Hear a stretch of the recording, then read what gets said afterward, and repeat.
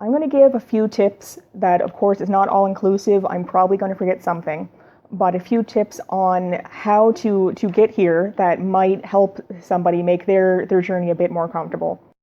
The first thing that you're going to need is a passport from your home country. It has to be current, and on top of that, it has to still be valid for at a minimum of 6 months from the time that you land in India. So if you do have a passport, make sure to check the expiry date, and if it says that it's going to expire, it looks like 3 months before you land in India, then you need to update your passport.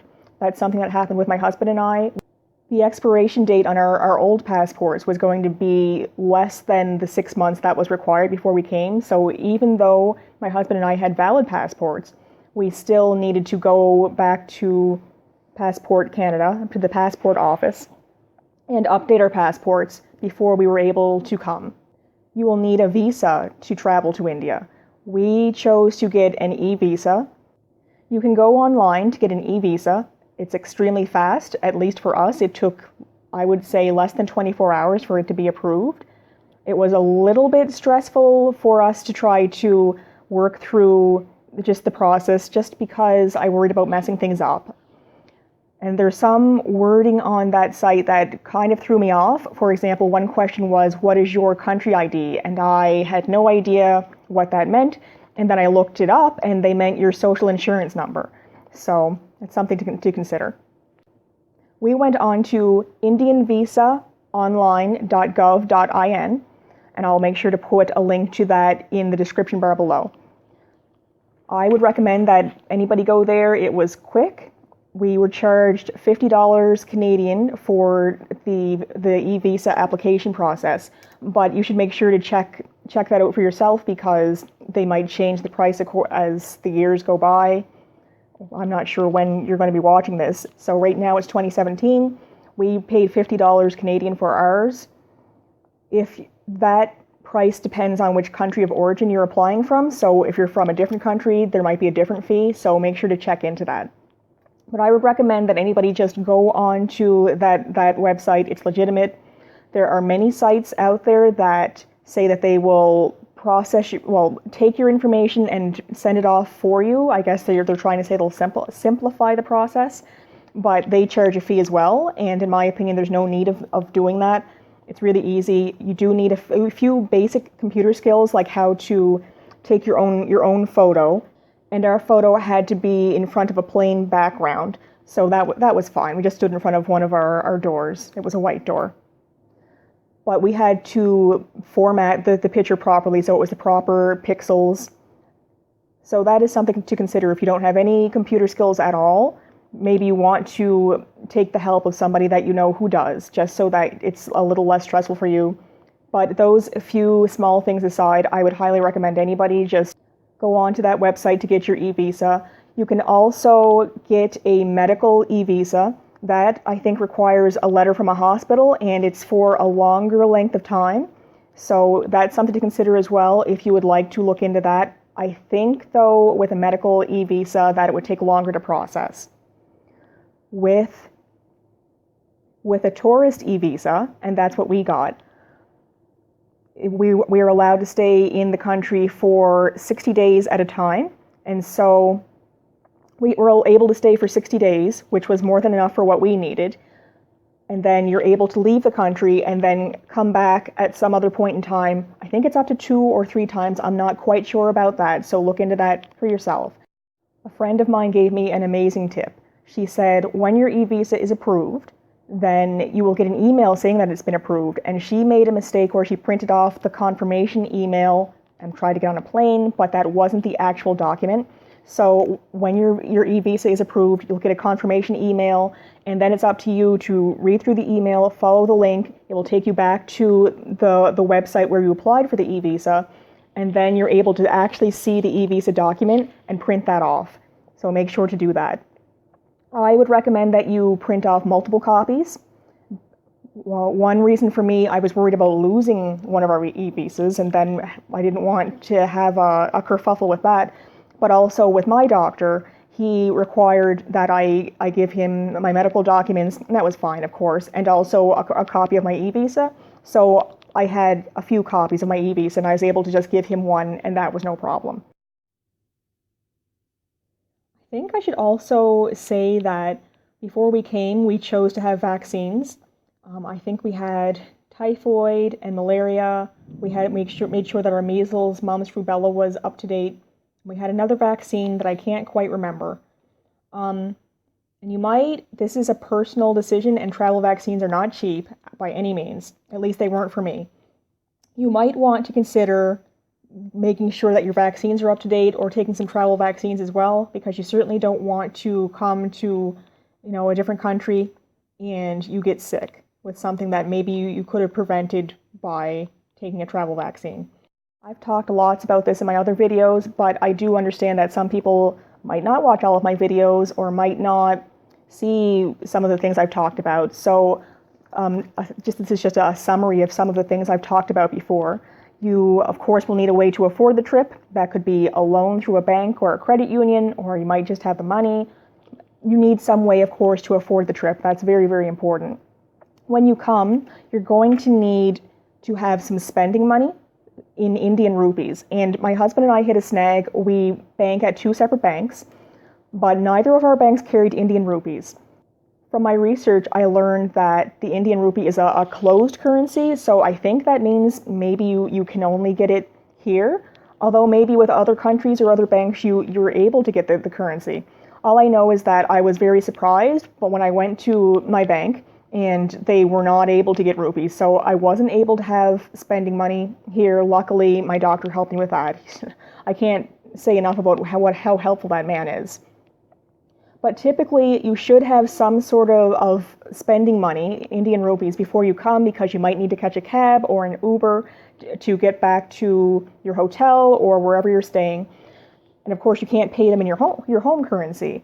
So certainly look into that. And I would say that should be something that you look into sooner rather than later, because perhaps your bank is not able to get that currency, or if they are, it might take them a while to be able to get that in. The journey to India for me was a little bit uncomfortable just because we chose the cheapest tickets we could find. And so, of course, the seats only recline back so far. And I was worried about having a BM and how I was going to deal with that. So in coming here, I would recommend to anybody that you take whatever go bag you have with wipes and with panty liners or cotton to help with whatever drainage. And I'd also recommend pain pills, because you're going to want to be as comfortable as possible during the flight over. Our flight was something like 31 hours with layovers and things like that. So it can be a long journey. It can be an uncomfortable journey. Make sure that you're able to handle the drainage, handle the cleanup, and handle the pain if you happen to have a fistula that causes you pain during your journey. 2 things I made sure to pack before I hopped on the plane was an eye mask to help me go to sleep. I'm sensitive to light when it's time to go to bed. And earplugs. And I'd recommend anybody make sure to bring those as well. They might sound like kind of no-brainers or frivolous things, but if you forget those things and you're therefore having a really hard time getting to sleep, it could make your journey here more uncomfortable than necessary. Of course, you're going to need time off of work. Luckily for me, I was able to get my time off of work, but I was also able to have a little bit of wiggle room. I found out that I made a mistake in how much time I felt like I needed, and so it was nothing for me to email the people at work and say I need to take another week, and then I was able to have that. But you might want to consider that as well when you're planning. Do you want to ask for more time off of work than necessary? Just in case you get here and the doctor finds that you need to stay longer than they had originally thought. Are you able to ask for time off of work that's a little bit longer than necessary, but if you're able to come home sooner, can you go to work sooner? So you might want to think about that. I would recommend that nobody kind of make the journey and say, okay, the doctor said 6 weeks and that's all it's going to take, because with medicine, nothing is guaranteed. Maybe your body heals faster, maybe your body heals slower. You don't, or at least I would not, want to be in the position where I only have 7 weeks and then I absolutely have to get home. And for whatever reason, things took longer than anticipated and your fistula is not completely healed or something along those lines. I'm just throwing this out there. And then you're stuck in the uncomfortable position of having to go home without your fistula fully healed, and then do you have to come all the way back to India again to get that little bit fixed? So if I were you, I would consider it. Of course, you'll need a plane ticket. You can get plane tickets pretty much anywhere, but I would recommend that anybody go to any of those discount websites like kayak.com or expedia.ca, any of those travel sites, because I found that was where I was getting the best ticket price. You'll need to have your place that you are choosing to stay lined up, of course. You might want to consider what if you do have to stay for a little bit longer than anticipated, whether or not you'll still be able to stay in the hotel or in the apartment. As I said, I kind of messed up on when I thought we were going to leave, and I was short by about 5 days. Luckily, I was just able to go to the front desk and say we have to extend our stay by 5 days, and that was fine, because otherwise, I'm sure we could have found a different hotel somewhere else, but could you imagine being over here and you need to stay longer than you thought, and for whatever reason, the place you're choosing to stay can't accommodate you, or the person, if you're renting an apartment, needs to have you out by a certain day and you're just stuck? So you might want to consider just having that wiggle room with where you're staying. Childcare would be a consideration for people who have children, as well as pet care for people who have pets. And is there any wiggle room there? We were very fortunate in that my husband's parents house sat and also cat sat our cat for a good chunk of the time we were here, but there did come a time when they weren't able to stay any longer, and so luckily we have a local pet sitter that we always use, and it was very easy for them to just contact that person, and then they just switched up and took over care of our pet. So of course you need to consider any childcare, any pet care, and whether or not there's wiggle room there. If you have to wind up staying longer or coming home sooner than expected, are you able to, is that the person who is helping you able to make those adjustments as well? A power adapter is something to consider. In India, the power plugs look like this. And of course, in North America, the power plugs look like this. So we actually did our homework. We knew about that. We got a power adapter, and I think we just went to Walmart or something. We got a power adapter, and we came to find out that we actually didn't need it because the hotel that we're staying at already has a built-in power adapters, and I'll insert a picture of what that looks like. So I would recommend that that be one of the questions that you have for the people who you're in contact with to discuss your accommodations. Do they have power adapters in the hotel, in the apartment? If so, then I don't think you would need a power adapter. If not, then you might want to consider one. But also, another thing to consider is if you don't have a power adapter on your journey here or on your journey back home, what if your phone dies? Are you going to be okay with that? What if your laptop dies? Are you going to be okay with that? Because our phones did die on the way here. It was quite a long journey, and we were watching videos and playing games just to pass the time. And once our devices needed to be powered up again, we needed to use our power adapter at the airport. They didn't have just the built-in ones, so I would recommend that anybody get a power adapter. But with that being said, if you feel like you can do without your technology on the journey here or back, and your accommodations do have an adapter, then maybe you want to save on that expense. Google Translation has been a lifesaver for us. And it's for two reasons, I think. One is our North American accent is sometimes difficult for people here to understand, and sometimes their Indian accent is difficult for us to understand, even though we're all speaking English. So it was helpful to type that out, the words, and they could see that. But also, we downloaded a Google Translation app, and that translated things into the local language here, as well as Hindi or multiple other languages. So if we were ever out and somebody was not able to understand us and we needed help, we could whip out our Google Translation app and type in what we needed to type in. I found often that people might not understand us, and then we type in whatever we needed to type in, and they were able to help us out in English. And of course, it was varying degrees of proficiency. But make sure whenever you're traveling somewhere and it's not an English-speaking country that you take your Google Translation app.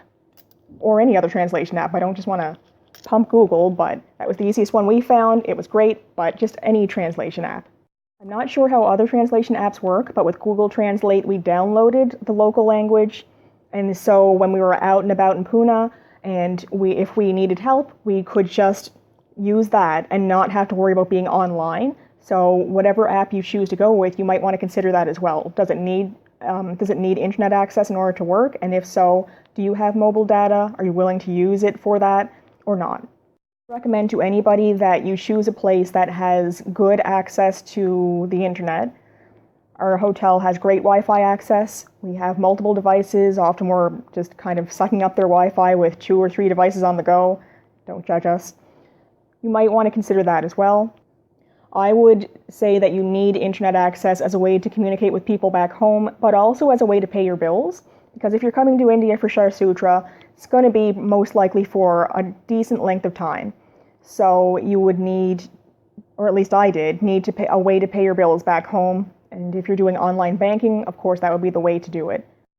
I would recommend that you download 2 really great apps that we discovered here. One is Uber, in order to get a good, reputable taxi service, and another is called OLA. If you're going to download OLA, I think you might need an Indian SIM card or an Indian phone number. So that's something to consider as well. I know with my phone, I'm not quite sure of this because with my phone, I'm one of the rare people who does not have a data package. I do have a phone, a cell, but it's not something that I can use to make phone calls. It's just something that I kind of play games on and watch YouTube videos. So it was nothing for us to come here and get a SIM card for India. When I downloaded Uber and OLA and then tried to use those apps for the first time, they asked for a phone number for India. I think with Uber, you can just kind of have that set up in your home country and not worry about having an Indian phone number. And perhaps with OLA, you do need an Indian phone number. I'd recommend a SIM card for India as well as a data package. You can get data packages here for surprisingly cheap, considering what we're being charged in Canada. If you're going to get an Indian SIM card, make sure that your phone is unlocked by the provider so that you're able to switch out your SIM cards and that it works. I would recommend if you're going to get a SIM card too that you talk to a local so that they can go and get you the SIM card and bring it back. And I recommend that because my doctor told me a story of how one of his patients tried to get a SIM card, went to the store, and then the person sold him the SIM card, but it wasn't activated, so it was useless. So in order to avoid being ripped off, because those things do happen, you might want to consider getting a local to help you with that. Most likely you can use your regular SIM card from your home country, but beware of roaming fees. You might want to talk to your provider about that before coming over because you don't want to come over and use just your regular data from home and come to find out that you're so far away from home, it's not going to be covered under your regular package and you're getting charged special fees. You may also want to consider having a charge card that does not charge international fees or an ATM card that does not charge international fees, so that if you're here and you want to buy something but put it on a Visa or a MasterCard, that you can without being dinged extra fees. Or if you find that you need to take money out of an ATM machine, that you're not being charged extra fees. Travel insurance is also important, so you might want to consider that as well. Some people travel and they would like travel insurance, some people wouldn't. Some people would like medical insurance, some people wouldn't. I already have extended medical coverage at work, and that does also provide me with travel medical insurance. So it's up to your comfort level, but I would recommend that you at least look into that as well and give it a good consideration. This is up to your comfort level as well, and some people will be comfortable, some people will not. I'm not giving a recommendation either way, but you might want to consider taking sleeping pills for the first little while that you're here. Maybe you want to bring some over from home or not if you're not comfortable. It's a personal decision. When we came here, the jet lag was absolutely horrific. And I learned that on average it takes about 1 day for every hour of time zone that you cross. And there was 1 day for every hour of time zone that you cross before your body gets acclimated to the local time. And there was an 8.5 hour time zone difference before we got here. So when we first got here, we wanted to sleep, and then we weren't able to sleep, and We were sleeping at odd hours, we were hungry, but then we couldn't eat. It just felt like our body needed to do everything and nothing at the same time. It was such a weird sensation, I really can't describe it. So I did take a few sleeping pills that I just got from a pharmacy back home for a day or two while we were here, just to try to help me stay asleep, because I knew I needed rest, but for whatever reason I wasn't able to stay asleep. I really can't describe it. It's just the jet lag really did a number on our bodies, and those things helped me. One thing I wish that I had brought from home was thank you cards. I did not realize that I'd even want to write out thank you cards, but people here in Pune, especially hotel staff, I mean, everybody that we interacted with were just so helpful, and I felt so grateful for their help. They were recommending places for us to visit, or places for us that would be good for us to walk around and explore the city, or one staff member got us a SIM card, for an Indian SIM card for our phone. They went above and beyond to help us answer our cultural questions. The people in the restaurant that we usually frequent in our hotel, they went above and beyond to help me figure out how to eat some of the traditional Indian dishes. I got giggled at, but that's okay. It was really funny. So I just felt so very grateful for the help that I received, and I didn't have any thank you cards to give anybody. So that might be, of course, it's not something you need, but it might be something that you want to consider as well. If you're here and you're getting help from this person and that person, and after a while you come to see certain people on a regular basis, at least we did in our hotel, and it was kind of difficult for us to find thank you cards, or we wanted to get a birthday card for one staff member. We couldn't find anything. I'm sure that they're around, but we don't know where anything is. At home, I have all kinds of just blank cards to be ready and willing to be filled out, and I wish I had brought some here, because it would have been nice just to have them available to fill out as needed.